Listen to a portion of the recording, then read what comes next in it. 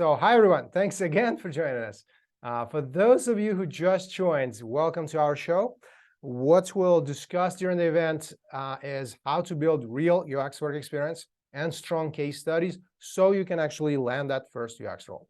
We have invited an awesome guest speaker who has lots of experience in the field, who will share many of his insights about this journey and answer a lot of your questions. We'll introduce our wonderful guest in just a few minutes.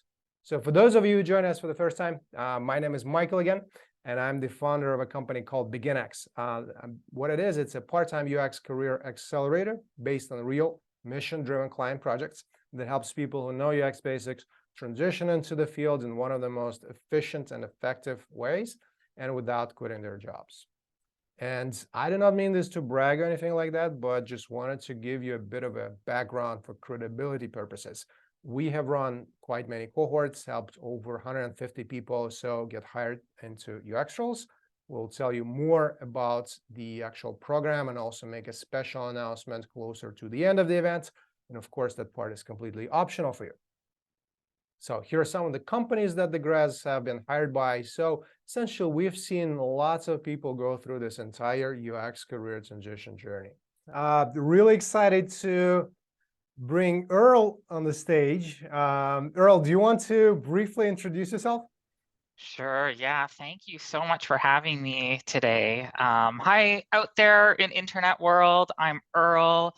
I'm a staff UX manager at Google. I run some teams for Android and Pixel at Google. I've been in UX for about 15 years. Before this, I was working on Gmail as the UX lead there. And I have all sorts of different experiences. I've worked in entertainment, travel, computer networking, SaaS, cloud computing, pretty much the full gamut of what you would expect. And I'm also a mentor. So I mentor designers, lots of UX designers, mostly kind of similar to the audience we have today, trying to get into UX. I also teach at Berkeley, and that that is basically 2 full-time jobs, which I just love. Yeah, just super excited to be here today. And Michael, do you want me to just kind of go through some kind of topics? Happy Yeah, to well, I'd talk love about to. it. Yeah, I know you Sure. have some really awesome stuff prepared about case studies and how to make those strong. Yeah, please. Sure, yeah. So let me just share my screen here. Okay, great. Um, there we go. Just getting my desktop all organized. Okay. Well, so as Michael talked about, right, there's a lot of different phases in kind of transitioning into UX. One of the kind of most important phases, not any is not important, but one of the really important phases is preparing for preparing all your job materials, essentially. And so that's what Michael called the create assets phase. And so what I would love to talk about just a little is about case studies, and specifically when we prepare case studies, how should we prepare them? Literally, portfolio case studies is the number one thing you can do to stand out, get a job. That's pretty much what a recruiter and a hiring manager look at first, even sometimes before your resume. And so I get the luxury of scanning through hundreds of portfolios every month as a hiring manager at Google. And what I can tell you is this is kind of, typically what I see in most case studies. And by the way, Michael, can you just give me a thumbs up if you can see my screen? Hopefully you can. Yeah, consider it. Great. Great, thanks. So yes, normally what I see in most case studies is, I go on to a website and I see typically like a very linear design process. Usually it starts off with context, problem, research, design, solution. And so what ends up happening is like all the portfolios that we see end up looking very similar. And really, it doesn't do justice to the project you work on. It also doesn't do justice to you as an applicant, right? It doesn't help me really understand, what were the challenges? What were the twists and turns? It doesn't help me understand all sorts of things when you're kind of following more this like formulaic template. So I always recommend having a strong narrative for your project that doesn't necessarily need to follow the linear order of your design process. See a lot of that. Some things we also see a lot of are very, very what I call disconnected steps. So there might be, for instance, a section on personas, right? These are my personas for this project. And then the next section is on the solution. And, what I really see usually is just there's not really a connection between the solution and the persona. So if you have personas, maybe there's 2 or 3 different types of users of this product or of this feature. In the solution, you want to connect that, right? In the explorations, maybe even in the research, you want to connect the personas to the rest. And that's just one example. It's very typical that I see different sections just not connecting well with each other. I think the other very common kind of mistake that I see is way too much context. So often what I see is, I did a research study, and this is why I did a research study. It was to learn about the users. I needed to learn about the users to blah, blah, blah. And so it kind of almost feels like academic a bit in that approach. And it assumes maybe that the applicant doesn't actually know their audience, because, me as a hiring manager, I know what a research study is for. I know roughly why you would want to conduct one, right? So what's more interesting to tell me about is like, what did you learn from the research study? How did you apply that to your solution? And so just make sure when you're thinking about your case study, you're not overkilling it with context, is kind of how I say it. And then I think the other kind of thing I see a lot of is what I call underwhelming solutions. So for your case study, what you really want is to show off a solution, something unique that maybe the hiring manager or the recruiter hasn't really seen before. And I can tell you, I've seen all the food delivery apps in the world. I've seen a lot of e-commerce apps. And so what you really want out of your case study is to focus on a very, very unique population. And the more unique the population, the more interesting typically your solution will be, the more interesting your case study will be. So really think about, for your project, for your case study, what would be a very unique population to focus on, to learn about, and to design a solution for. So now that being said, those are kind of all the common mistakes. And like I said, kind of the end result is, oh my gosh, all these case studies look the same. They look the exact same. And so you as an applicant can really stand out if you're telling more of a narrative, more of a story.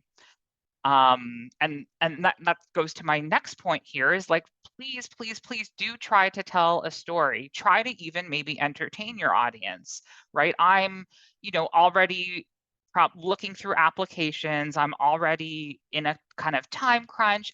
And so maybe you want to kind of tell me something that's new and interesting, right? Something that would grab my attention.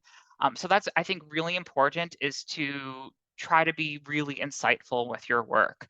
I would also, really want to know the why behind a lot of your decisions. So often in case studies, I see, the solution, maybe an iteration or two, but it's not really explained.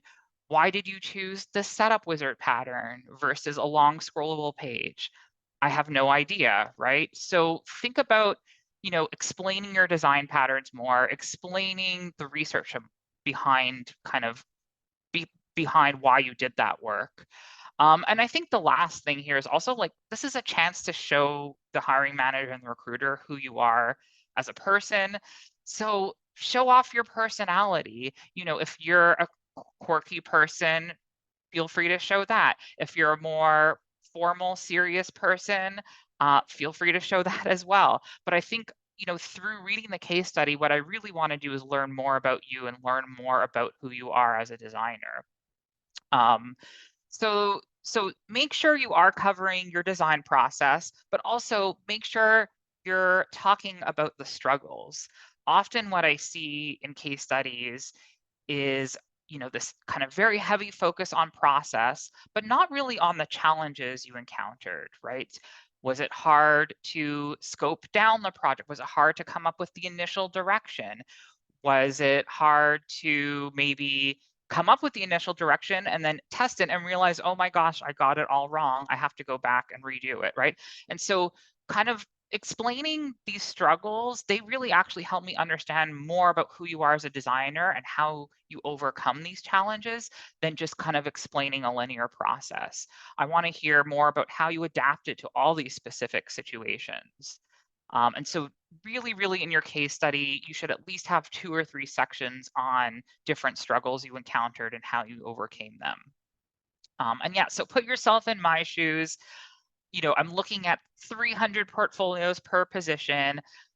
I probably only have 10 to 30 seconds to look at maybe a portfolio and a case study. So really, really what you're designing for is for my attention, for me to be able to scan through the case study. I always tell my mentees and liken it to kind of reading a magazine. I don't know if people read magazines anymore, but if they do, it's very similar, right? When you're reading through a magazine, you don't typically buy a magazine to read in-depth articles about serious topics, right? You kind of look at the pretty pictures, you look at the headings, you look at the subheadings. And then if you're really interested in part of the article, part of the magazine, you might read a paragraph or two. That's kind of how you want to design your case study. You want to design it to be super readable, scannable, easy to look at, and really, really focused on getting across your main points just in the headlines. Because my time is so limited and recruiters' time is so limited, usually we only get to about 1 to 2 case studies per portfolio. If we think, oh, wow, this candidate seems really strong, that's when we get into the second case study, the third case study. But for a kind of initial glance at your website, we typically look at 1 case study and then might expand to 2 or 3 from there. So I think this all begs the question, if all case studies kind of look the same to you, Earl, how can I actually differentiate myself? And I kind of touched on some of that, but I have 9 tips here that I think are kind of key to really differentiating your portfolio and case study. So let me kind of walk you through each one. I think there's really, really good ones to keep in mind. So the first one, and this is probably my top one, is to really try and hone in on a specific area of focus for your case study. So perhaps you designed, an MVP product, right? Which might contain multiple features, might have multiple personas. What you want to try and avoid is communicate kind of like a very surface level picture of the app, a very surface level kind of picture of the design details. So you might want to consider picking maybe 1 out of the 5 features, really focusing on it in your case study, explaining it, explaining your design your design decisions, and then kind of broadening it up and talking about very briefly all the other things you did.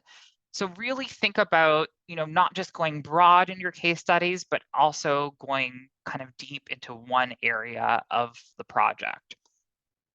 So that's my number 1 tip. My second tip, which is about setting up the context of the project.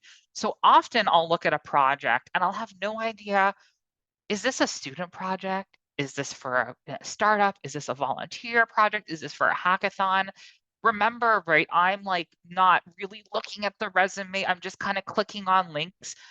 You need to be super explicit on what was the context here of this project. If I can't understand that, right, I'm on to the next portfolio. So think about, how do you communicate the type of project it is, the context, but the flip side is you don't also want to over communicate the context, right? I don't need to know you were working at a startup that had 700 people, that was in, the San Francisco area on Folsom Street, right? I don't need to know those details, right? I just need to know very briefly, was it a startup? What was your scope? How many people were you working with for that particular project? And then we can move on, right? So think about how to set up the project, how to explain that context really briefly, and then help your reader kind of move on. This is kind of one I mentioned earlier about focusing on insights rather than process. So make sure that for every single section of your case study, you're really highlighting what you learned about the users, about the product, about the problem space, more so than highlighting the actual step in the process. And I'll give you an example for this. So actually, this is probably from this morning. So I was reading a case study, and there was probably maybe about 5 sections out of the 15 around the research work. And most of those sections were around the research method. So the first section went, this is how I recruited. The second section went, this is how I planned out the study. The third section went, here are my interview questions. By the time I got to the 5th section, I still didn't really know what they learned from the users. I didn't really know what the interesting findings were that were applied to the solution. So really just make sure you're focusing on like the insights that arrive from the research, from the problem space, instead of a step-by-step account of the actual work, right? This isn't like a sports game. Like, on sport, like on TV, there's an announcer explaining the play-by-play. That's what we want to avoid, right? We want to focus more on the interesting insights. I think maybe a general rule of thumb here that I personally love is like, tell me something that I don't know about the world, about the product, about the space. Tell me something really interesting, right? And so think about it from that point of view. Like this is a chance to talk about your insights and show how good of a researcher you are, right? And so tell me something that's actually really insightful. All right. I mentioned this before, struggles in your case study. Please make sure to talk about how you overcame different challenges. These can vary. They can be organizational challenges. They can be product, technical, strategic, all different types. I want to hear about multiple challenges and tell me kind of how you overcame them. I think that really, again, tells me who you are as a designer. So it's really important to include.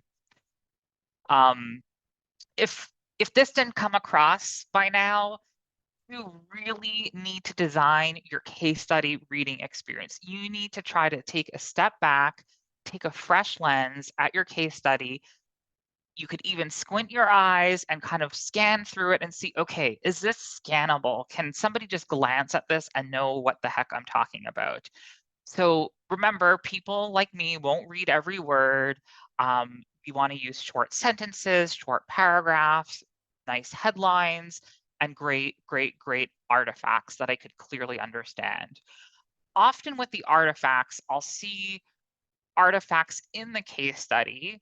They're kind of there, but I don't really know what to take away from the artifact. So I always recommend annotating every single artifact. If it's, let's just say one of your artifacts might be a list of user stories. Great, I can see you've done user stories, right? You have a nice screenshot of the spreadsheet. I can see there were 10 user stories, but tell me something about the user story. What do you want me to take away from this visual artifact? So for every artifact, circle something and tell me a main point you're trying to make. That's what I always really recommend.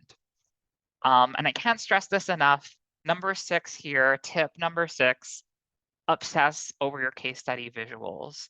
So when you're designing a portfolio or case study, you have to keep in mind there's a lot of different audiences that are going to make use of it. But your 2 main audiences are recruiters and hiring managers, right? Recruiters tend to be a little more broad. They might be recruiting for not just UX roles, but all kinds of roles. And so they're going to kind of take a very quick glance and mostly judge your UX skills based on your artifacts, based actually on your UI skills. We call this the aesthetic bias. It might not be the most right thing, but typically you're being judged based on a quick kind of UI glance. And if your UI doesn't look great, if it's not modern, if it's cluttered, if it's busy, if the design system is older, they're usually going to kind of pass and move on to the next candidate. And so what I always recommend is having like a really, really great hero shot, really great case study visuals. And, it's hard. We know, often on projects when we onboard, we're stuck with the design system we were given. We're stuck with maybe something that's not super beautiful and super pretty. So you can include in your portfolio, hey, this is what it would look like if I was able to clean it up. This is what we ended up with. And that's totally fine. You can mention that in your case study. I think what we want to see, especially recruiters, is that you have that UI aptitude where you can design something really beautifully. And then the hiring manager, we won't maybe obsess over the UI as much. This is more for the recruiter, but it's still pretty important to look professional and that you have a good design sense from a UI standpoint. Okay, tip number 7, talk about impact. If you aren't talking about impact, it typically means you're not thinking about the business, and it's kind of a red flag.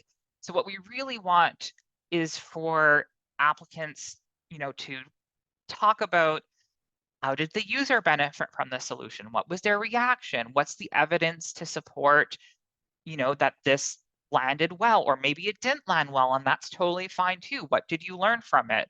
How did you measure the impact?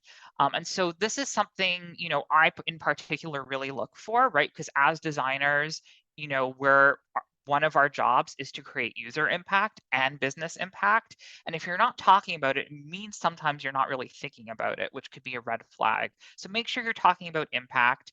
And if it's, more of a theoretical project, you can certainly talk about the impact that would have been, or what you think the success metrics would have been for that project. Okay, the other thing which really will help people stand out is making the case study more relatable. And I call it personal, but it really is about making it relatable. There's a lot of different ways you can do this. You can use analogies, you can introduce some humor and wit, you can have kind of a behind the scenes look at things, and feel free to use video. Like, I don't feel like we use video enough. If you want to stick a video at the top, 20 seconds or less about what the project is, why you did it, I really, really do think that will help you stand out a lot more than a lot of the other case studies. Now, I'm not saying create a 2-minute video. We don't have time for this, but a 30-second video that's well done would be great, beyond probably what most hiring managers see these days. And I think this is kind of my last point, which we're going to talk about a little more, is that, and Michael said this, earlier, is that real world projects win over theoretical projects 1,000 times over. So yes, sometimes we do look at theoretical projects, but we almost always look at them in concert with real world projects. So when you're thinking about your portfolio, make sure to have these real projects. You can certainly pair them with some theoretical ones as well. But if you're only submitting theoretical projects, most companies wouldn't be super comfortable taking a risk on an applicant like that, right? Because it doesn't really show how you handled constraints, how you handled real world challenges, right? Maybe the project changed. Maybe you are working with a lot of engineers. How did you handle that, right? When it's a theoretical project, it's a lot harder to judge a lot of those soft skills. So I always recommend real world projects. If you are going to include a theoretical project, what I highly recommend is to focus on creativity with that project. So because it's a theoretical project, right, by nature, there's not any constraints, right? The sky is the limit, right? And so for that type of project, you can show off your creativity. Show me something that actually wouldn't really be super possible given a 3-month project cycle, right?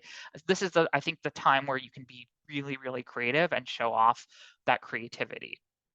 All right, so we talked about some of the tips, those 9 tips, and switching gears just a little. A lot of the questions I get from my mentees are like, well, how do I have 7 projects that I've done. Do I just put all 7 projects? Do I pick 4? Do I pick 3? And so a good general rule of thumb is to include 3 to 4 projects on your website portfolio. Any more, the hiring manager, recruiter probably won't look at. Any less, it might be a little light. So 3 to 4 is a good rule of thumb.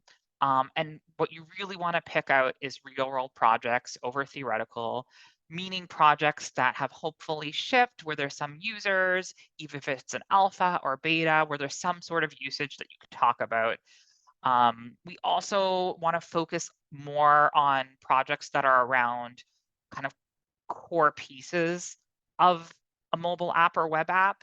Onboarding journeys aren't usually like the most super interesting case study, because they're typically just kind of like applying uh, onboarding, like sign up patterns or tooltips, that sort of thing. So what we really want is projects that are focused on like a core functionality, a core value proposition, less so projects where you're onboarding a user. And so think about it from like another perspective. What you want to show off more is like your strategic thinking, right? You want to show off kind of how you thought about the problem and how you kind of, you know, went around, kind of went and maybe in kind of a windy road and eventually got to the right solution. Those kind of more strategic projects are often a lot better than a visual refresh project, unless maybe you're applying to a UX visual design position, and that's kind of more of an exception case. But if you're applying more to a UX design role or an interaction design role, typically there needs to be some product strategy in your case study.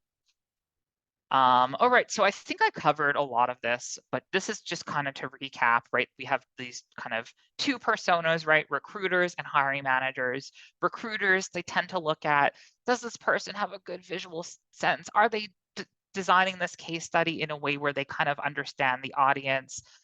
They also want to be able to answer very quick questions like, how much experience do they have? Is this like a junior designer? Is this a mid-level designer? They want to be able to understand, can they work independently? And that's usually done through looking at the case study as well, right? So can this person carry a project? Do they have to rely on their teammates to like move it forward? So that's where the kind of talking about struggles really comes in. And is this like a recent portfolio, right? Was this done like 5 years ago, or is it done recently? Is this showing off their latest skills? That's also a question always that goes through recruiter's mind. And then from the hiring manager's perspective, what I would look at is kind of the problem scope. So like, hey, were they working on like a really hard unsolved problem, where maybe there's no kind of parallel other app that I know of that might solve that problem, right? So how hard were the problems that you were addressing? Did they work in a team? Do they know how to work with a product manager and an engineer? Do they have some level of experience there? I also obviously look at the craft, right? The UI, the user flows, user stories, planning, that sort of thing.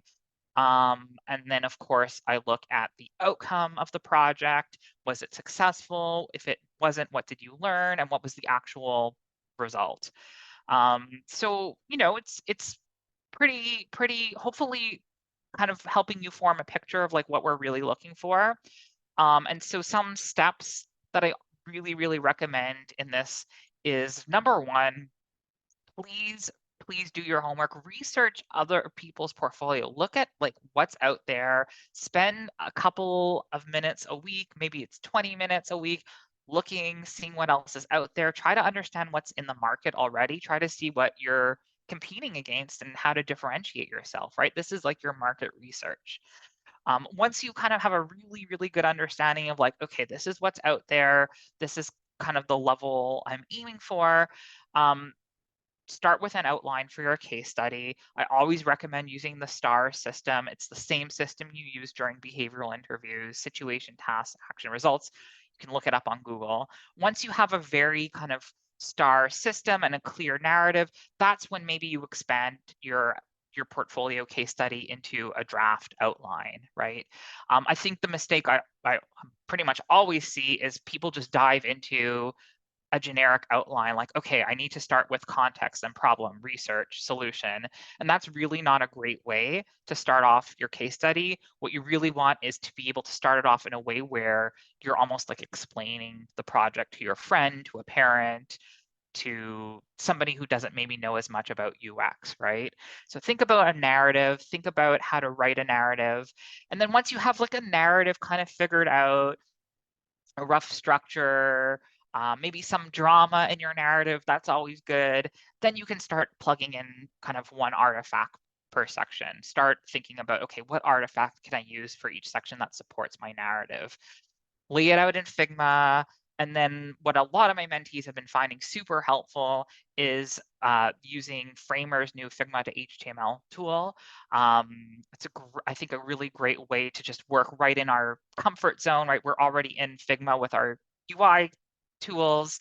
And you can just literally just export it into HTML. You don't have to worry about using Wix, Squarespace, any of that anymore, which is really nice.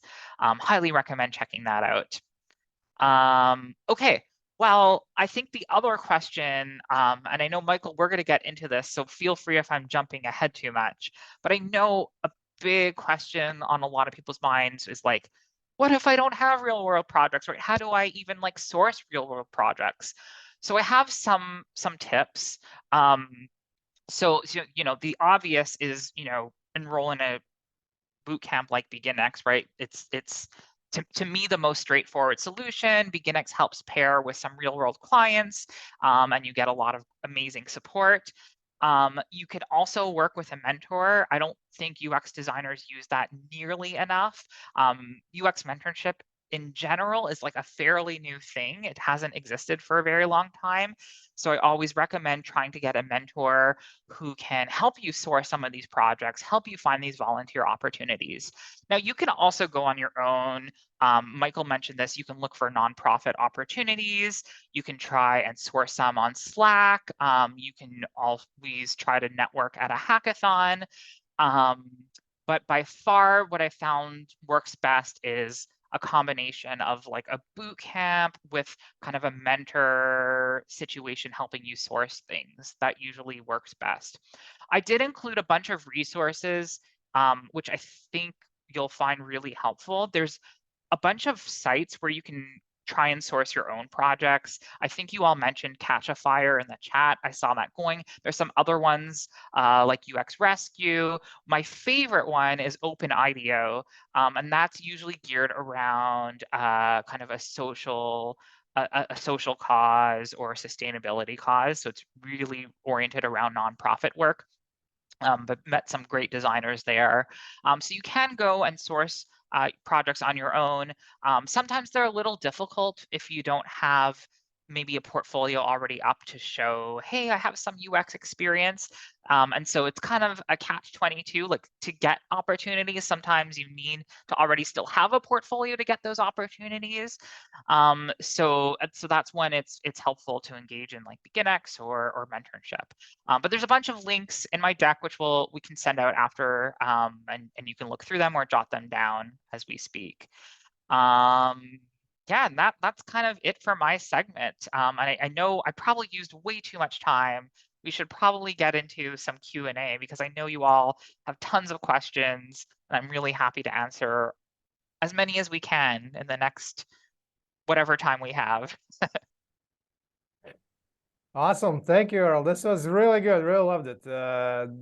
Thorough, to the point. Yeah, thank you. This was My great. pleasure. So let's jump into the discussion. And as we go through the discussion, please remember to put your guys' questions into Q&A. Remember to also upvote others' questions and review those. So this way, we can ensure that we answer the most popular question that many of you are actually interested in. And we'll try to take as many of those as possible. And also just a quick reminder that the Career Transition Roadmap Summary handout will be available to download, so stick around if you'd like to get that. All right, so Earl, I know we covered a lot. Like I covered quite a bit in that video. You covered a ton about case studies. So hopefully there's not too much overlap, but I'd love to just have the discussion and get some more of your insights. So if we first kind of take a step back and start with the bigger picture, or like end in mind, as we like to say, to make your job search effective, right? It makes sense to first find out what employers are really looking for in candidates, and then make yourself an attractive candidate, right, before kicking off your search. So in your opinion, let's come back to this. What do you think are the top 3 most important things that define that highly attractive candidate? Great question. So I can't emphasize this enough, but the number one thing is having strong job materials. And job materials here means portfolio, resume, LinkedIn, right? If you don't have, if any one of those 3 are weaker or not going great, it doesn't differentiate you, right? So having really strong job materials is the number one thing. And kind of the number one thing you're going to be judged on, right? We didn't really talk about resume and LinkedIn. I think that's a really important one to talk about. So maybe spend a couple minutes there. So often with resumes in particular, right? You submit your resume, right? And typically what happens, and typically what I see, is the resumes for most folks are really, really too surface level. And what do I mean by surface level? They might be, half a page to a page. There might be 2 to 3 bullets on kind of your projects, your experience. They don't really tell me exactly what you've shipped in the past, what some of your transferable skills are, right? They're really, really end up being service level. So I don't know who invented the 1-page resume rule. I think it's a total myth. 2 pages. If you need 2 pages to explain, and give more detail to me as a hiring manager who you are and what you've done, please use them. I think what's really important there, and just to go a little deeper, is to really understand the job you're applying for, the type of industry it's in, the type of product, and really tailor your resume and even sometimes your portfolio for that particular application. I often see, and I get it, you're applying to lots of jobs, but I often see kind of the same resume that's, sent to maybe a B2B company as it is to a consumer company, right? And that usually doesn't work, especially in this market where there's more and more applicants applying for the same job. What really works is tailoring the resume to highlight the things that you think are relevant for that industry and product. And sometimes that means not applying to certain jobs, right? If you're applying to a job and you're like, I have no experience in this industry, maybe it's better for you to spend time on industries you have experience with. So just to recap, tailoring resume, tailoring your portfolio is really, really a good tip here. I think the numbers game should not be played. I don't think that works, especially in this economy where you're applying to hundreds and hundreds of jobs with the same portfolio, with the same job materials. What really works, I think, better is picking out the jobs where there's a strong connection between you and your background. Those types of jobs typically are based on your transferable skills, more on your past experience. And so that's actually kind of my second answer for you, right? Is to make your job search effective, the kind of the second most important thing to do is really, really understand how your transferable skills, how your skills from your previous life, from your previous careers, really, really translate to the job that you're applying to. I think often there's kind of like a myth here where you try to like ignore your past, right? It's like, no, I want to position myself as a UX designer, and I want to position myself as like, I've been doing it for at least 1 year because the job says I need to do it for at least 1 year. What we really want is for you to try and bring all the experiences you had in the past, frame it in a way that you can apply it to the job and explain it to us. Really great example of this is this morning, I've been working with a teacher, and they're, gone ahead and applied to literally, I think it's like the perfect ed tech job for them, right? It's in education and technology. They've been a teacher for 5 years. And so, I asked them like, why are you not even saying on your resume that you were, organizing the classroom, that you were facilitating discussions? Those are all things we want to do as designers, right? Is become strong facilitators. And so I think the answer here is to really just like think about, what did I actually do in my past career? What did I actually do in my last jobs? How do those relate to kind of what I think a UX designer does, what I think a UX designer does in this particular industry, and really make that leap in the resume for the recruiter, right? So that's kind of my second point here, is like really try to think about the transferable skills that you can highlight, both in your resume, your LinkedIn, and your portfolio. So that's my second answer. I know you asked for 3. I think maybe the third most important thing that, is it's not so much about, defining, like, helping you become more attractive. It's more about, how do you get opportunities? And I think the way you get opportunities, right, is not necessarily by just staring at LinkedIn all day and applying, right? We know word of mouth, networking, uh, referrals are literally the number one way people find jobs, right? That is from a trusted source, right? It's just how the world works, right? And so with that, I think what a lot of people are neglecting is community building, right? And so I don't like using the term networking, because it implies like this very superficial relationship, right, where you just ping people that you don't know.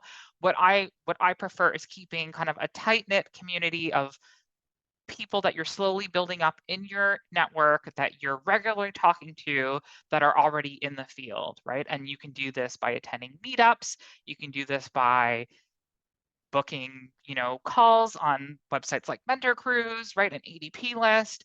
And so really what you want to do is start thinking about what your networking / community building plans are, and start thinking about, are there 5 to 10 people that I can kind of build in my community that will eventually vouch for me and maybe even help me kind of refer me to jobs at their company. So community building.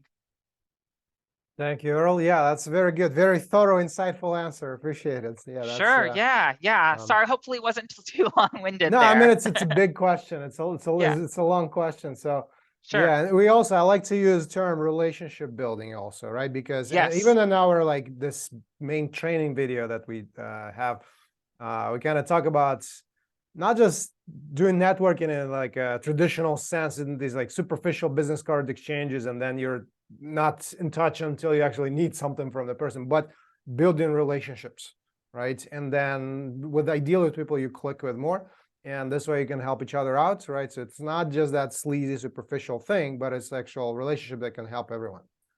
So it's and I know we can so I briefly want to take one quick question from Q&A.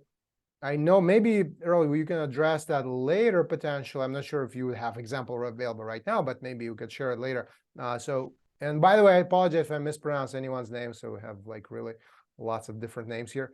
So Og is asking, could you please share an example portfolio that follows your advice, including being nonlinear, showing insights throughout? So maybe Earl, if you want, I'm not sure, you probably don't have it handy right now, but maybe it's some like we could share it later or something.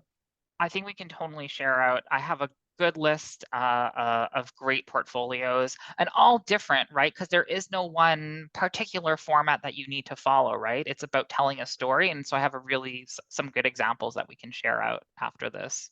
Okay, awesome. Yeah. All right, so here's another question that's we kind of touched on this a little bit, but I still wanted to come back to this, right? So if someone only has hypothetical student or passion projects in their portfolio, like lots of people do, right, who are just starting out, what do you think they should actually do? Start their job search anyway, or try to build that real experience?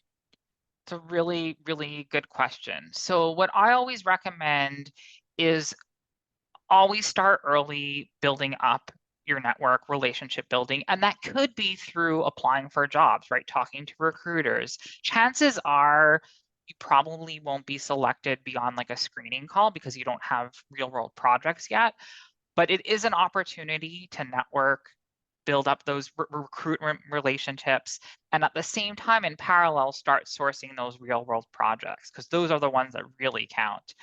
That's what I would recommend. Awesome, awesome. Yeah, it makes a lot of sense. Yep. And anything else you want to add to? I know this question is very popular and kind of comes back to the same point, because again, we're discussing experience and case studies mainly today, right? So how do I break into UX without professional design experience? Do you want to add anything else we haven't covered yet? Because I know I addressed this quite a bit.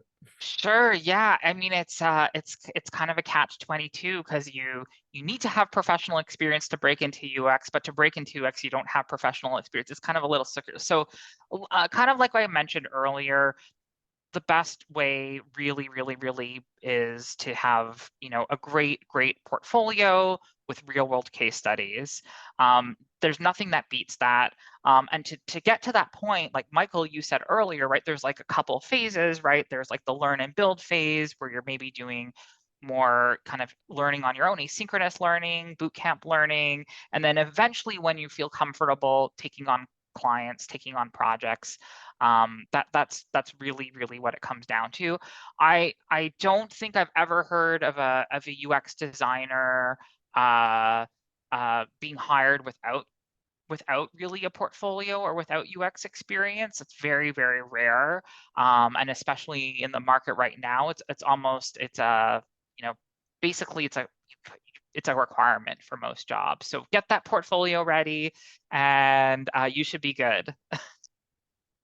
All right, awesome. So I know we touched on this as well, right? We touched on quite a bit of things. Sure. But what else do you want to add in terms of why do you think it is important to have those real client case studies in one's portfolio, and not just hypothetical student projects? Like, well, let's maybe recap. What's the difference? Yeah, so with a hypothetical student project, right, there's literally no constraints, right? You're not dealing with, this isn't possible engineering wise, right? You're not dealing with maybe a timeline issue. You're not dealing with a client who wants a certain direction. You're not dealing with kind of the real realities of a project. And because as a result, it's really hard for a hiring manager to evaluate how do you handle those realities, right? And so what I want is somebody who can kind of share some examples of how they handled those realities through the case study. How did they handle the challenges? How did they handle the struggles? Super important. It's a chance to show off your soft skills there. Whereas with a theoretical case study, much harder to show off those soft skills. Awesome. Yeah, makes a lot of sense. And we already talked about how to build work experience, right? So anything else you want to add to that? Because I know, like, if you look at most postings, right, it always says, even like entry-level roles, it says 1 to 2 years of experience for entry level, or anything else. Because I know I mentioned like internships, freelancing, volunteering, Yeah. and you covered quite a few great things. Anything else? Yeah, so in addition to like volunteering and freelancing, I think the other thing that maybe people don't consider is starting off in like a UX adjacent role. There's often a lot of roles that are adjacent to UX that are kind of much easier entry points, like design program management, design producer, um, operations sometimes, research assistant. So there are some jobs that are a lower barrier kind of to entry, and once you start working with a design team, you naturally start working on design related projects and can kind of eventually transition to UX, right? So I think it's important for people to also think about, well, maybe I'm not getting anywhere with my portfolio. There's only so many projects I can do. There's only so much I can do, right? Maybe I should start applying to design adjacent jobs and looking at entry points that way.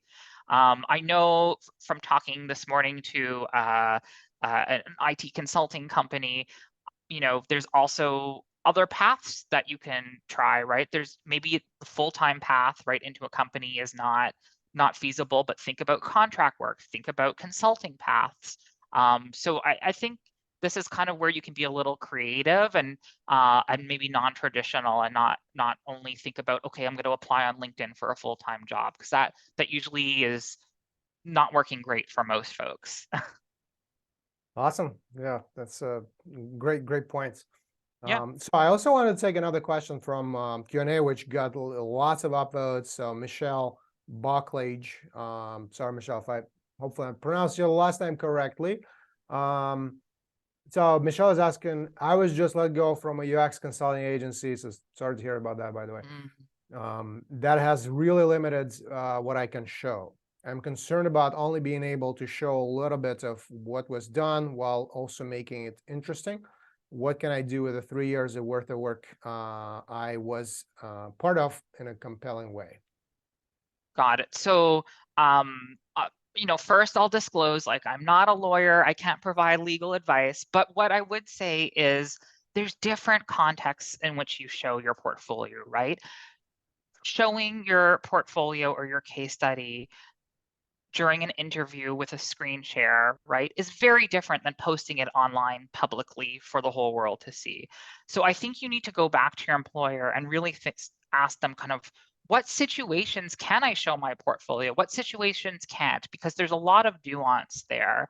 I think the other thing to consider, right, is, and a lot of folks do this, right, is anonymizing some of the work, right? You can remove the company name, you can blur out some of the details that are in the UI. You can maybe even use some skeleton screens instead of full screens, right?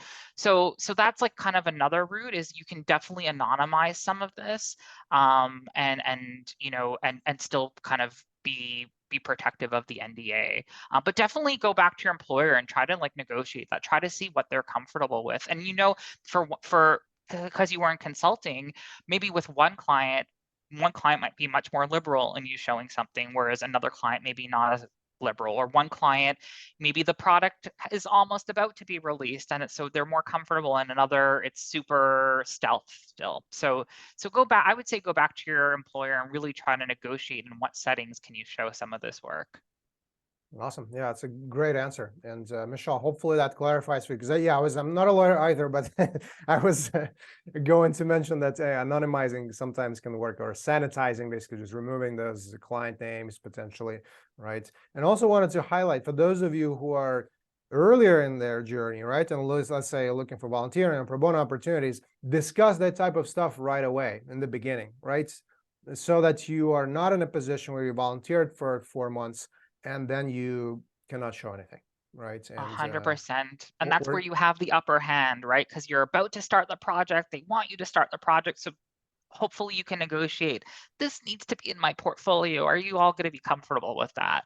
exactly, especially if you're volunteering and doing pro bono, right? Because then you have much more leverage, right? You can actually kind of have much more say in how the project is shaped, right? It's not easy, right? Because you have to kind of, discuss that and find the clients and, kind of know what you're doing, but definitely possible. Earl, so in your opinion, how helpful are internships? What are the advantages, disadvantages of those for building experience and case studies, and who do you think they work best for? Sure, that's a great question. So the internships, especially UX internships, are great, right? Because you're working usually in a team of other designers and researchers.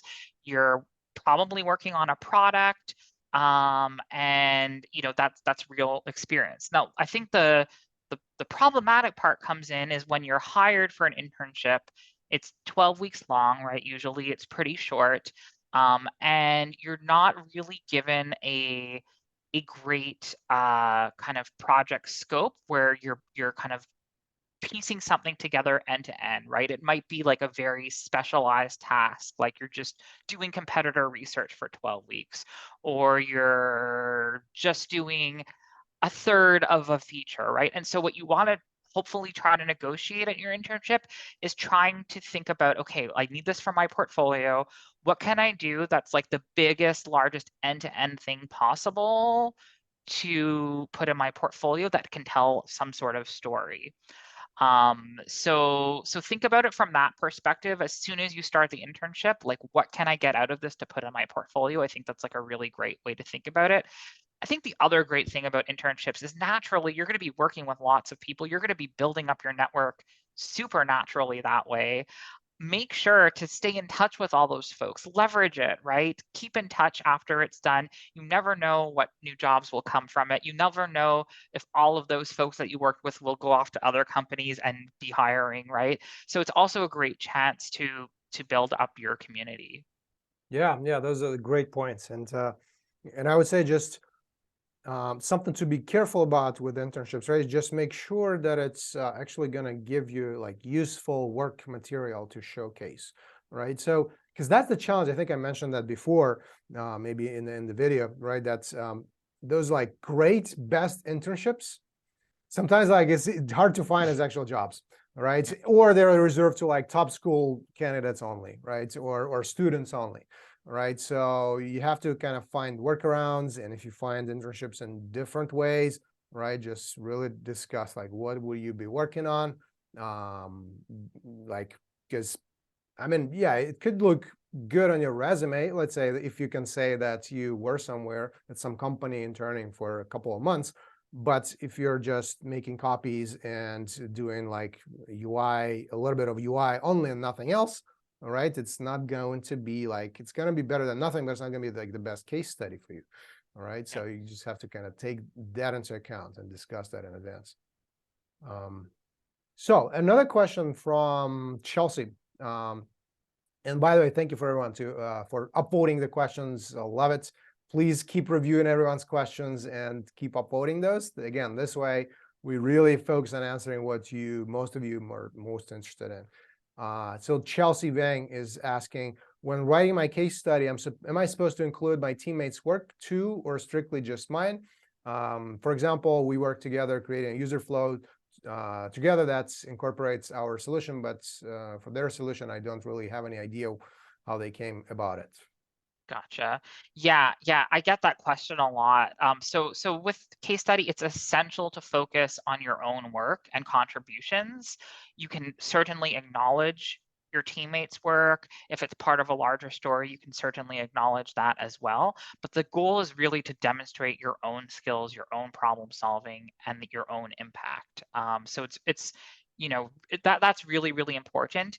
If there is something where you really tag team together and you're really proud of it and really want to show it, then you have to give credit. You need to mention your team members, right, and their role right from the beginning of the case study, so that you're giving the reader and acknowledging the collaborative nature of the project. You still want to focus on your contributions throughout, right? So focus on what your part was in the project, and you should typically be good. Yeah, it's tricky because design is collaborative, right? So I get that, right? We work in groups most of the time, but it is important to still have your own work stream within your group and your own kind of problem space within the group. Yeah, and what we also say in our program is when you work in a team, yeah, it's definitely, like you said, giving credit to all the teammates is a must, right? That's like one of the probably worst things if it's like a team project and then you just put up all the work and then say, oh, I did it all myself, right? If that's discovered, right, it's like, I don't think it's going to be a good situation for you with the job. Right, so definitely give credit to others if you want to showcase, like if it's like a really coherent team project, right, and you want to showcase everything that your team came up with, right, it's just crucial to just point out like what you focused on specifically and what others did, right? All right, so what are your thoughts on volunteering or pro bono projects? And I know you already shared some thoughts, which is amazing. Anything else you want to add? Yeah, I think it's maybe also goes a little back to what you said. You still have to be really selective on the type of the type of project you're volunteering with and the pro bono project, right? So if you're a lot of projects I see are like redesigning marketing sites, that's not going to help you with a UX job, right? So you really have to think about, okay, like, is this product related, right? I'm applying to a UX product role, right? What product am I working on? What features am I building? What features am I redesigning? Is that enough scope for a case study? And you really want to just think that through. And sometimes, the pro bono client will be open to modifying the scope, modifying the project. So it's all of that is kind of up for negotiation right at the beginning of the project. So definitely just make sure you're setting yourself up for kind of the best possible type of work and case study up front. Yeah, it's such a great point, Earl. I think it's I think the mistake a lot of people make is not a mistake, but it's just hard. Sometimes it can be hard to find actual products that are dynamic, right? So a lot of people, they just, oh, they said volunteer for a nonprofit, so they volunteer for a nonprofit. And often what ends up being the case, unless it's like a tech nonprofit, right? Then it's just like, oh, maybe the website's just one homepage that is static, needs to be redesigned. And it's better than nothing. Again, it's better than just, a hypothetical project, but it's might not involve all the interactions and the flow, and it's not really a product, right? So it's not going to be like a very strong case study. So ideally you want to find like a tech product that is more dynamic, and just volunteer and do pro bono work there, and just ensure that case study, it kind of covers a few phases, right? So it's essentially just kind of, again, coming back to start with the end in mind, plan out so that in the end you have this strong case study, right? And then another strong case study, right? That's why it's crucial. Ideally do it with a team also, because often employers really look for that, like for you to demonstrate that team collaboration experience in a UX setting. That's key. I mean, that's the whole reason we do everything like with real clients, plan out the case. I'm basically telling you how we do it in the program. You can do it something like that on your own, right, as well. I give you all the guidelines. It just can be, quite some time consuming, right? And just what's like, these are all the key things that really make case studies and portfolios stronger. So Earl, what else do you want to add in terms of making case study that really stands out and that is really appealing to employers, right? Yeah, so I think we definitely talked a lot about the website case study. We didn't talk as much about the on-site case study, right? So I wonder if we should spend a couple minutes there because it is a little different than the website case study. So it's something to think about, right? As you're building up your website case study, you might want to build in parallel what your on-site case study is going to look like, because it's basically going to be a more comprehensive version of that same thing, right?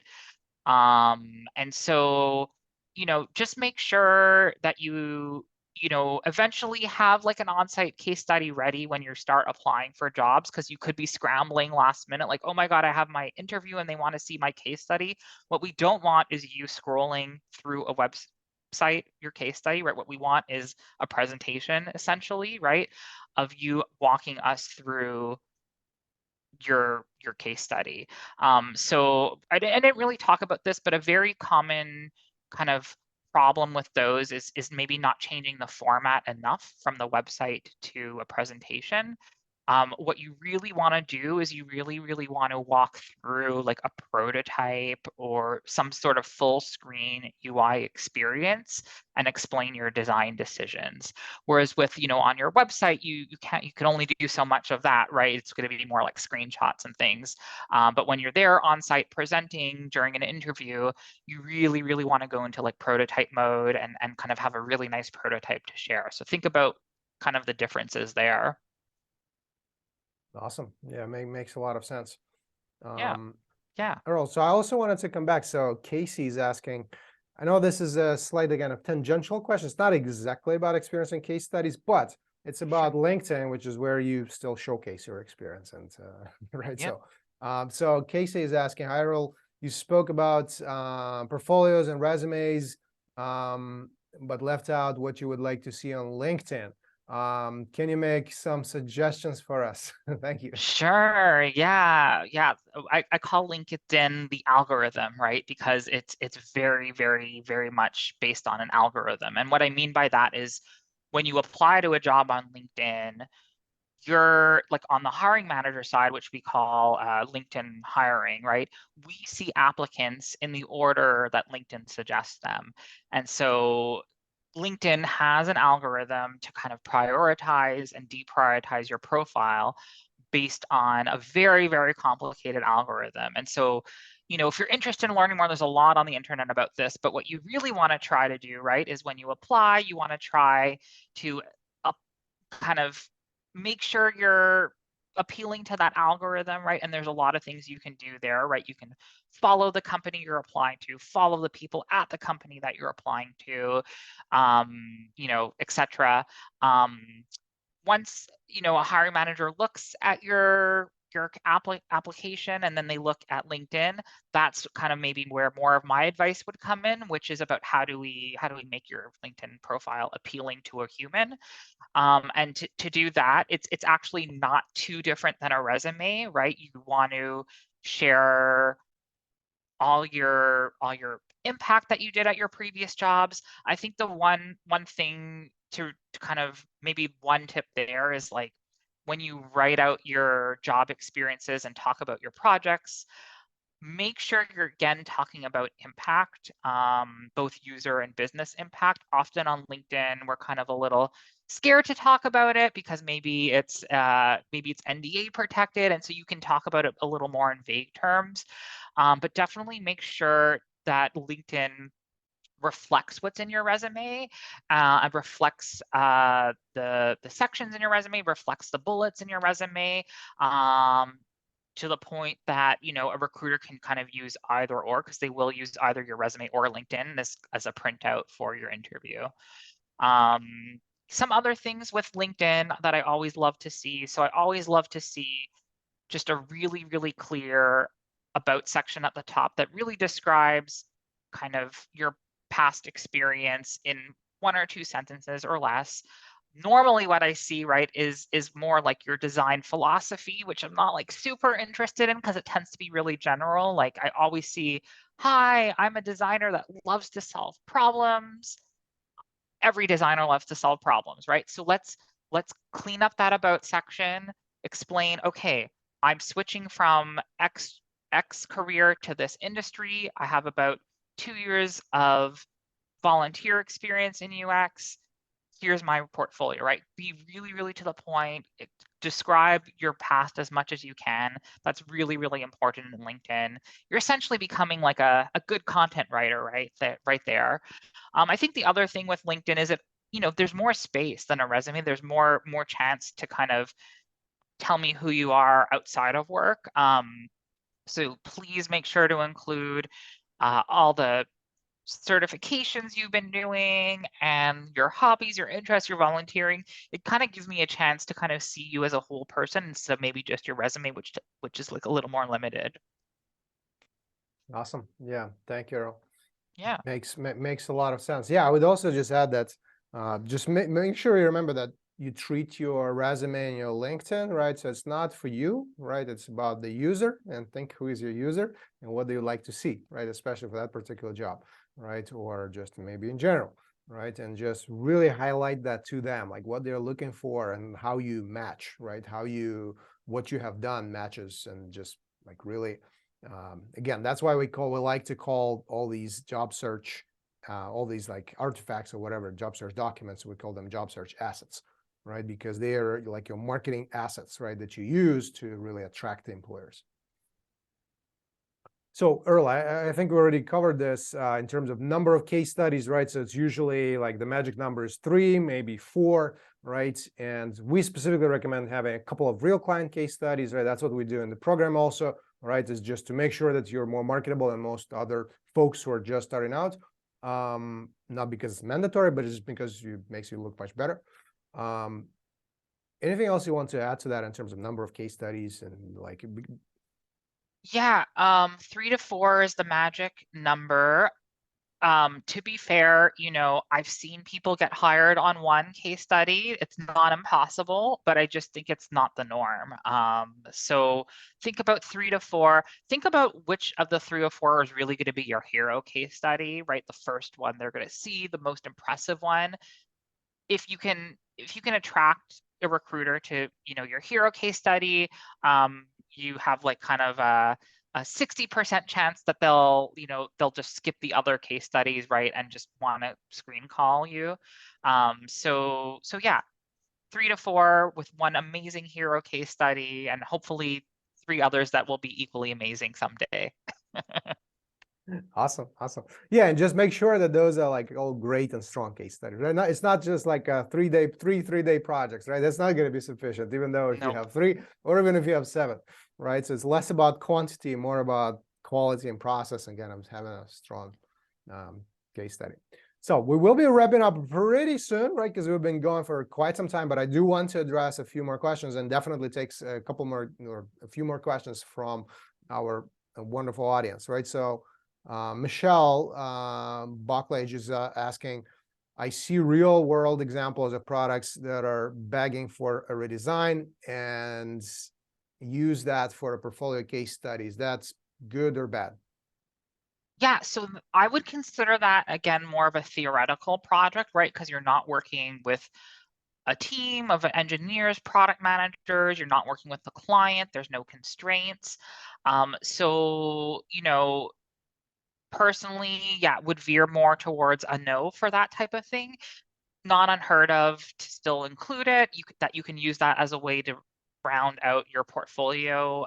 Maybe you don't have a redesign project in your portfolio, and so you want to include one just to kind of round it out. I think that would be okay. But really, what we want is real world case studies. Really, really, really. Yeah, yeah. Yeah, what we also say is that's like if you're just starting out, right? Your first project, it's totally fine for that to be hypothetical, right? It's actually probably better. So you do Yep. not like annoy clients because you don't know anything yet, Yep. right? And so it's great for the first, maybe 1, maybe 2, to be hypothetical, right? And then once you have some skills, right, it just doesn't make any sense anymore to do hypothetical ones, right? Because you benefit much more from just doing real. That's why we do what we do in the program, which I'll tell you about in the end, but you can also, again, do something similar on your own as well, and it just makes you a better candidate. All right, so Michelle, hopefully that clarifies that a little bit. Earl, so I also wanted to kind of take a step back and maybe ask you, why would it be important to get a mentor when working on one's case studies or portfolio? Like, what's the benefit of a mentor? Yeah. There's a lot of benefits. I think the easiest answer I can give you is like we're a shortcut to getting you a job, right? So instead of spending maybe a year trying to find a job or 6 months, we can help you get the job pretty quickly, right? Because we've been there, we've had that experience, we know what it's like, we know what recruiters are looking for, we know what hiring managers are looking for. So you think of us as a shortcut to like doing exactly what you need to do, exactly the right thing, instead of trying to figure it on your own, which is like usually much more messy. Yeah. Yeah, I think the statistic we often cite is that mentors tend to help people find jobs about 70% quicker than finding it out on their own. And I'll share an article on this after our call, but that definitely rings true with me. Sometimes it's even higher. So yeah, think of us as shortcuts. I think the other interesting part of it is, you're building a relationship with someone who's, a little further in their career, so that even when you start a job, right, you can, you know, kind of think about and kind of start road mapping what your career wants to look like, and you kind of get that wisdom from somebody who's a little more senior. They can help you navigate your current job, your current challenges. They can help you go up for promotions even, right? So there's a lot of things mentors can do. I always recommend when looking for a mentor to really try and look for a UX mentor, someone specifically who's in UX, not necessarily like a general career coach. Yeah, yeah, definitely makes a lot of sense. And I think in terms of shortcut, that's all we also like when we run these UX career transition strategy consultations, right? It's just important to clarifying to people, right? It's sometimes people trying to save money, right? But if it takes you longer, right? If let's say Yeah. investing some money into mentorship or coaching or whatever programs like ours or others, etc., right? If it can save you 3, 4, 5, 6 months, maybe, right? That means that it's like 6 months of salary, right? That you could be making instead of saving, a little bit of money. So that's just sometimes it's just important to think about like return on investment, right? And how fast you want to get there. And if you're working for 6 months earlier, then usually that means 6 months earlier for the promotion. It means your whole timeline shifts for your career, right? So definitely work out the math. Yep, yep, it's a great point. So I think there is another question from Bella, not another, that's Bella's first question, I believe, but related to NDAs as well. But let's see if we can add anything, and maybe if it's slightly different. I appreciate the insights you've provided. How do you recommend approaching case study as a UX researcher when the projects are bound by NDAs and there are no photos or visual assets that can be shared in the case study? So Bella, I know we already covered this before. Earl, do you want to add anything else? Yeah, I think we covered, I think in this case, right, if you don't have the assets, right, that's actually really a difficult situation to be in. I think you need to go back to your employer and ask them, what can you share? What are you allowed to share? Can you share assets? And if it's really a strict policy, you might want to consider abstracting the case study and recreating like a skeleton wireframe, skeleton roughly UI to be able to share your story. Yeah, thank you. All right. What else? So yeah, so and then I'll take a question from Alexander that also got a few upvotes. And again, just a reminder for everyone to remember, review others' questions, definitely upvote them. This way we take the ones you're most interested in. Earl, what do you think are the biggest mistakes and maybe lessons related to UX portfolios, case studies, and experience? Yeah, that's a really good question. So I think I covered this earlier, but really the biggest mistake is following a formulaic approach to writing the case study, right? You can't make a worse mistake, right, of having a case study that looks like problem, research, discovery, solution. And if I see a double diamond, I'll just close that tab, right? I think you have to assume your audience already knows about the design process, already knows about the double diamond. Tell me something interesting that I don't know, right, about the space, about the problem. So yeah, just to sum it up, veer less towards a process and more towards insights and tell a story. That's really what we want. Awesome. So I want to take a few more quick questions from the audience, and then we'll be wrapping up. Then I'll also tell you guys about the program we're running, since everyone is asking. It's maybe a great opportunity for some of you. So Alexandra is asking, hi Earl, we have multiple teams at the company I designed for. CX designers do the majority of research, journey mapping, and pillar of brand level strategy, while my team focuses on UX, UI, and content strategy. No one designer touches all phases of the project. From your perspective, would this hinder my chances of getting accepted and applying for a company like Google, or is there an understanding in enterprises that teams may be structured in this way? Yeah, I think actually this sometimes could be an advantage because essentially if you're going deep in one area and you're narrowing your focus, you're kind of much more of a domain expert, right? You're much more of an expert in that particular space, right? You can talk about it more deeply. You can have a case study that's much more focused. So I think in your case that could work out. Sure, you might not have the whole end-to-end process where you've necessarily shipped something, right? But I think the depth at which you can talk about what you've worked on would be would definitely be appealing towards more specialized roles, maybe companies that tend to be larger, where maybe you're not wearing as many hats, right? Where you're kind of working deeply in one area. That would be kind of more a type of role I think you should look into. Thank you, Earl. Awesome. Yeah. So a question from Jenny, and I know this can be a little bit subjective and just depends like what opinion someone has, right? Will getting my master's in HCI make a difference when hiring or focusing on getting better, or focusing on getting better at UI design and having a bootcamp certification get me a junior position? So she's kind of just comparing HCI, Gotcha. masters versus boot camps and experience in portfolio building. Great question. So definitely in tech, there's been a trend towards hiring folks without degrees, especially without advanced degrees.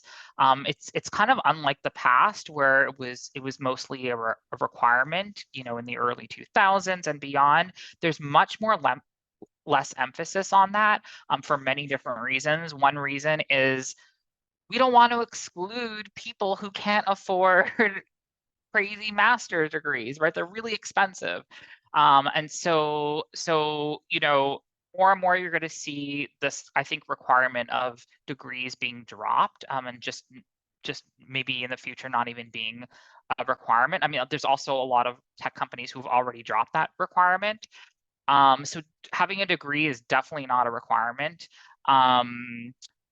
Also having a certificate, not a requirement. What is a requirement, right, is having an amazing portfolio. So I can't emphasize it enough. Like, portfolio is the best thing for you. Now, if your master's degree is going to help you get that portfolio, great. If that boot camp is going to help you get that amazing portfolio, great. Those are, think of it as like tools to help build up your experience, to help build up your portfolio, rather than the certificate itself. Exactly. Yeah, and just to add to that, I know I get this question also during the career transition strategy consultations that we run, about like how important is masters, and how important is certification, right? And certificates, right? I think too many people get kind of too fixated on the importance of certificates, right?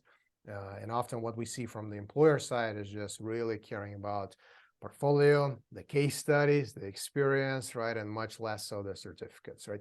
Unless this is some like certificate that is like extremely hard to get from like a top place, top university or something like that. It's really hard to get in. But again, most programs or most boot camps, right, they're not that hard to get in, right? So the brand name there doesn't really matter that much, right? So it's only if it's like a top tier school that is extremely hard to get into, then it does matter.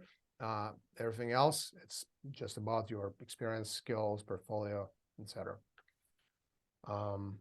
So Ilana is asking, do recruiters care if the case studies have a unique design / UI, or is the content the main focus? Great question. So what they really care about is that you're solving a kind of like an interesting problem space, right? Like, I don't want to see another food delivery app. I don't want to see another Uber app, right? What they really want to see is some sort of UI where it's a solution for maybe a more unique population that considers the unique population. They don't want to see like a copy of some other app, essentially. So that's really important. And of course, in terms of visual design, they want to see a lot of polish, really nice UI. Yeah, that's my answer there. Thank you, Earl. Yeah, it makes a lot of sense. Yeah. So here's what I also wanted to, last question that I want to ask you personally, and then maybe I'll take one or two more from the audience and be wrapping up. Sure. To kind of sum it up, anything else you want to mention? Like, what are your top 3 things or so for a really effective portfolio, maybe in addition to what you already mentioned, or to just recap?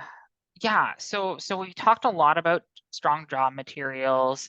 I think, the other thing just to really, really hone in on is making sure that you're thinking about your past experiences, right? Whether you were in a college job or whether you were, whatever the experience was, and really, really making sure that you kind of understand how those skills relate to a UX job. That's really important because those are the things you're going to want to talk about at a UX interview, right?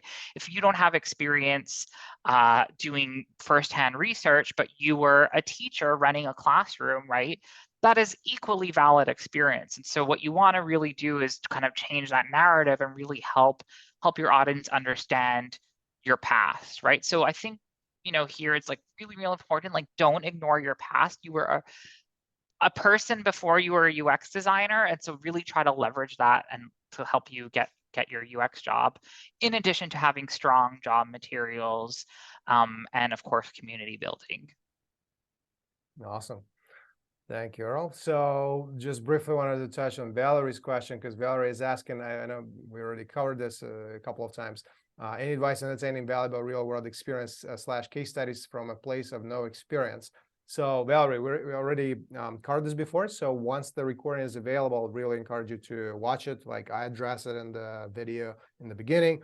And then Earl talks about that as well as, and then we covered it afterwards as well. So I also want to answer Michael's question. So Michael DeLeon is asking, when talking about struggles through case studies, would you have a section for the struggles and tell what happened, or is it better to talk about it in the interview stage and tell what happened when you showcase your portfolio? Both.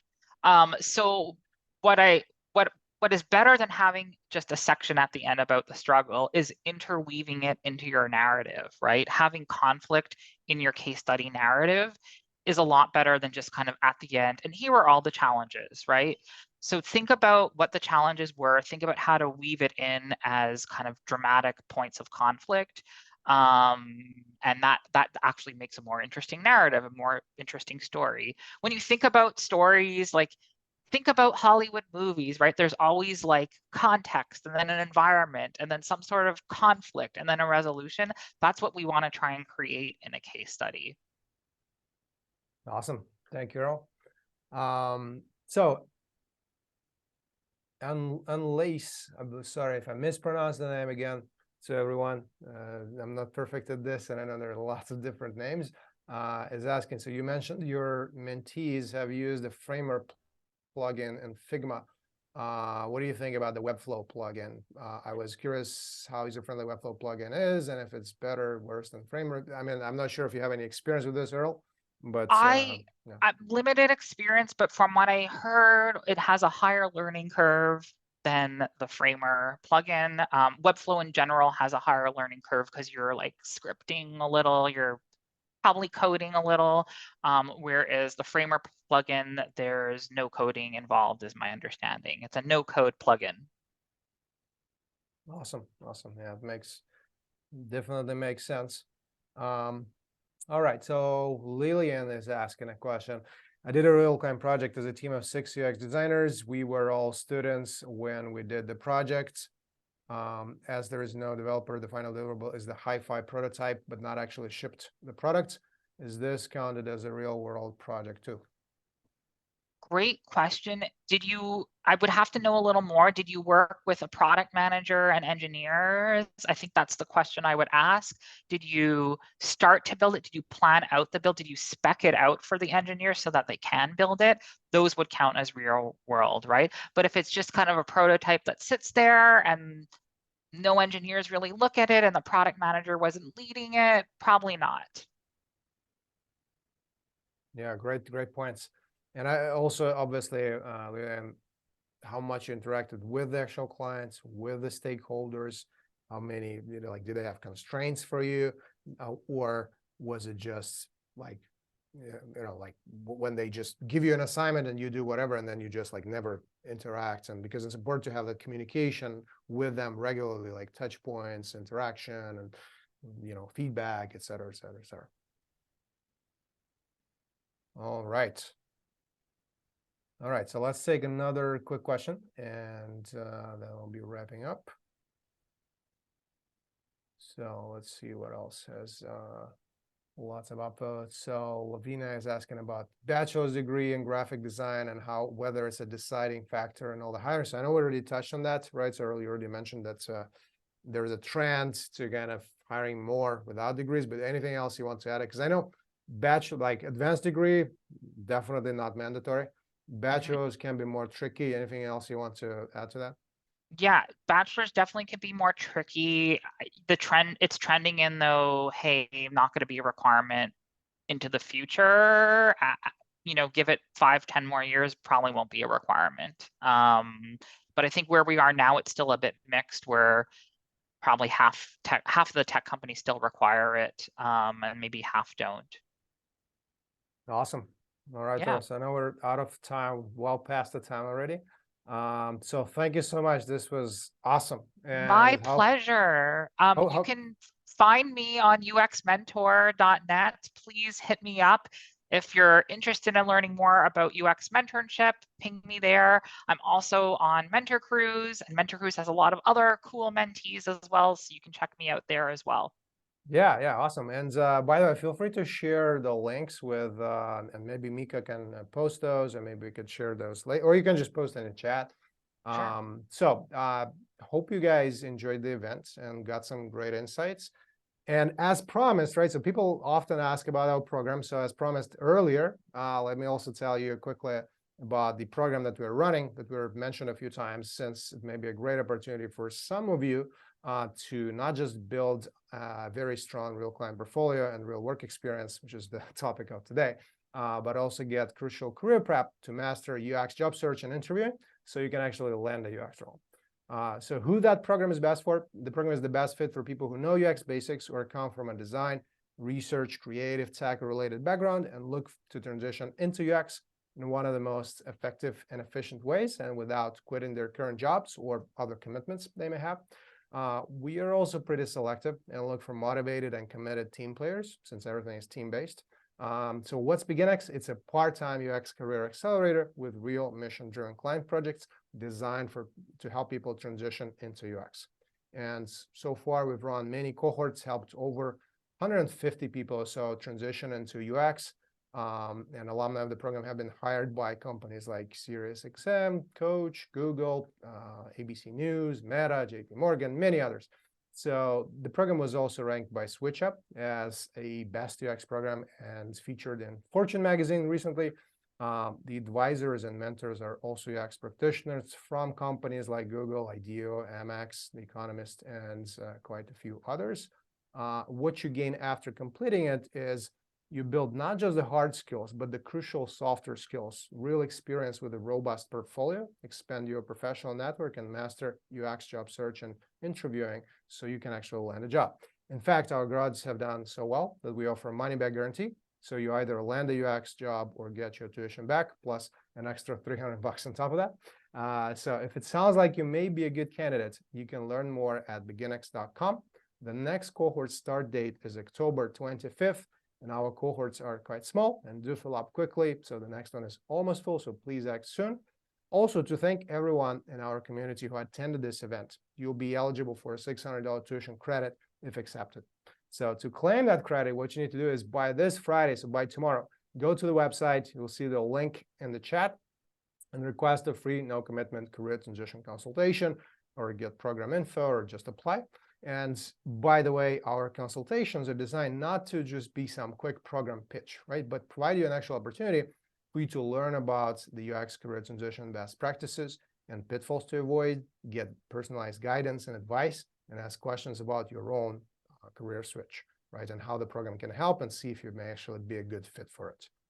All right, so in addition to telling you about the program, I also wanted to mention that we frequently run different types of virtual events, right? So we'll keep you updated about the upcoming events and share resources via our newsletter that is usually sent every few weeks or so.